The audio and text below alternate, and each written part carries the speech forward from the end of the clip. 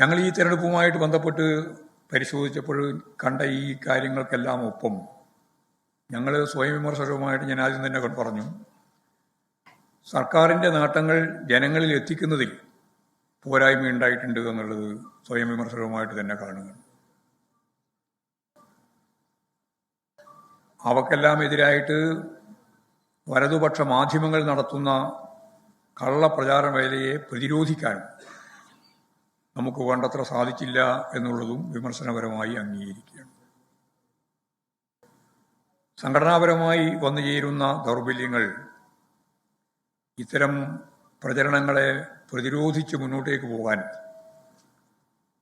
നമുക്ക് തടസ്സമായി എന്നുള്ള സംഘടനാപരമായ പ്രശ്നവും ഞങ്ങൾ കാണുകയുണ്ട്. പയ്യന്നൂർ, തളിപ്പറമ്പ് മണ്ഡലങ്ങളിലെ സ്ഥാനാർത്ഥി നിർണയത്തിലുണ്ടായ വീഴ്ചകൾ സ്വയം വിമർശകരുമായിട്ട് കണ്ണൂർ ജില്ലാ കമ്മിറ്റി തന്നെ വിമർശനത്തിൻ്റെ ഭാഗമായിട്ടുള്ള കാര്യം സംസ്ഥാന കമ്മിറ്റിയുടെ മുമ്പിൽ അവതരിപ്പിച്ചിട്ടുണ്ട്. ആ സ്വയം വിമർശനപരമായ കാര്യം സംസ്ഥാന കമ്മിറ്റിയും അംഗീകരിക്കുകയാണ്. വെള്ളാപ്പള്ളി നടേശൻ നടത്തിയിട്ടുള്ള മുസ്ലിം വിരുദ്ധ പ്രസ്താവനകൾ പാർട്ടി തള്ളിക്കളഞ്ഞത് തന്നെയാണ്. SNDP ശ്രീനാരായണ ഗുരുവിൻ്റെ ആശയങ്ങളിൽ നിന്നും ഏതെല്ലാം സന്ദർഭങ്ങളിൽ വ്യതിചലിക്കുന്ന എല്ലാ രീതിയിലും ശക്തമത്തായ നിലപാട് സ്വീകരിച്ചിരുന്നു എന്നുള്ളതും ശരിയാണ്. എന്നാൽ ഈ അടുത്ത കാലത്ത് അദ്ദേഹത്തിൻ്റെ മുസ്ലിം വിരുദ്ധ പ്രസ്താവനയെ ഏറെ ശക്തമായി പ്രതിരോധിച്ചില്ല എന്ന ഒരു പൊതു അവബോധം പ്രത്യേകിച്ച് ന്യൂനപക്ഷ ജനവിഭാഗങ്ങളിൽ രൂപപ്പെട്ടിട്ടുണ്ട്. ഇത്തരത്തിൽ രൂപപ്പെട്ട ഒരു അവബോധത്തെ,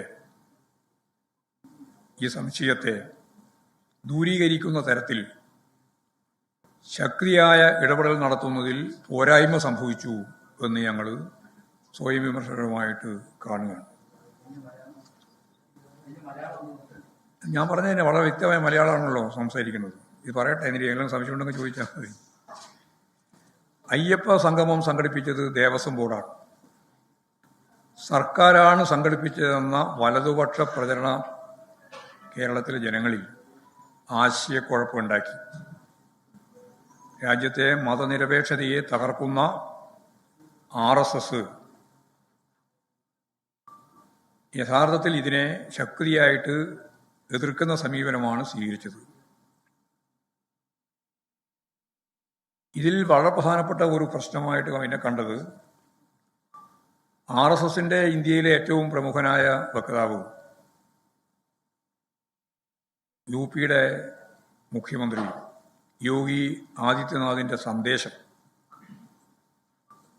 വലിയ രീതിയിലുള്ള ചർച്ചയ്ക്ക് ഇട നൽകിയ രീതിയിൽ ആ സന്ദേശം അവിടെ വായിച്ചു എന്നത് ശരിയായിരുന്നില്ല എന്ന നിലപാടാണ് ഞങ്ങൾ സ്വീകരിക്കുന്നത്. സർക്കാരാണ് അയ്യപ്പ സംഗമം സംഘടിപ്പിച്ചതെന്ന വ്യാപകമായ പ്രചാരവേല ശരിയായിരുന്നില്ല. ദേവസ്വം ബോർഡായിരുന്നു ഇതിനു മുമ്പും ഇതുപോലെ സംഗമങ്ങൾ സംഘടിപ്പിച്ചിട്ടുണ്ട്. അവിടെ ആ സംഗമം സംഘടിപ്പിച്ചതിൻ്റെ ഒന്നും ഭാഗമായിട്ട് പ്രശ്നങ്ങൾ ഉണ്ടായിരുന്നില്ല. അപ്പോൾ ഇപ്പോഴും വ്യാപകമായ രീതിയിലുള്ള ഈ പ്രചാരവേല നമുക്ക് യഥാർത്ഥത്തിൽ അതിൻ്റെ ഒപ്പം ഈ യോഗി ആദിത്യനാഥിൻ്റെ സന്ദേശ വായനയും കൂടി വന്നപ്പോൾ ഈ അവബോധം കൂടുതൽ ശക്തിപ്പെടുന്ന നില ഉണ്ടാവുകയാണ് ചെയ്തത്. ശബരിമല സ്വർണ്ണക്കൊള്ള കേസിൽ കുറ്റാരോപിതനായ പത്മകുമാറിനോട് പാർട്ടി വിശദീകരണം ചോദിക്കുകയും എല്ലാ പ്രവർത്തനങ്ങളിൽ നിന്നും മാറ്റി നിർത്തുകയും ചെയ്തിരുന്നു ജയിലിൽ നിന്ന് വന്നതിന് ശേഷം. എന്നാൽ ആരോപണമുണ്ടായ ഘട്ടത്തിൽ തന്നെ കർശനമായ നടപടി സ്വീകരിച്ചില്ല എന്ന എതിരാളികളുടെ പ്രചരണം തെരഞ്ഞെടുപ്പിൽ നമ്മെ ബാധിച്ചിട്ടുണ്ട്. ഈ കാര്യവും ഞങ്ങൾ ചൂണ്ടിക്കാണിക്കുകയാണ്. ഇപ്പോൾ UDF സർക്കാർ അധികാരത്തിലെത്തിയിട്ട് 3 ആഴ്ച മാത്രമേ ആയിട്ടുള്ളൂ. സർക്കാരിനെ വിലയിരുത്താനുള്ള സമയമായിട്ടില്ലെങ്കിലും ചെയ്യുന്നതെല്ലാം അടിമുടി പരിശോധിച്ചാൽ വാഗ്ദാന ലംഘനവും ജനവിരുദ്ധവുമായ നിലപാടുകളാണ്.